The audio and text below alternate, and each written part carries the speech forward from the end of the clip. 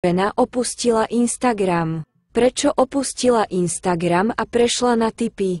Jedna fotka, ktorú som nahral na platformu Tipy, priamo súvisí s peniazmi. Ko si myslíš? Je to veľmi múdra a múdra žena. Je čas peniaze. Facebook, Instagram a Twitter sú plytvanie peniazmi. Vydala vlastnú menu Tipscoin, ktorá dokáže tlačiť peniaze ako šialená. Užíva si každý deň a sníva o tom, že sa cez noc stane miliardárom. Prečo?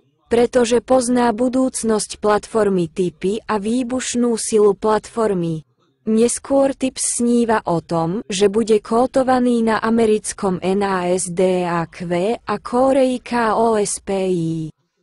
Osoba, ktorá vytvorila Tipscoin, je Kórejčan menom Chagwen Seong.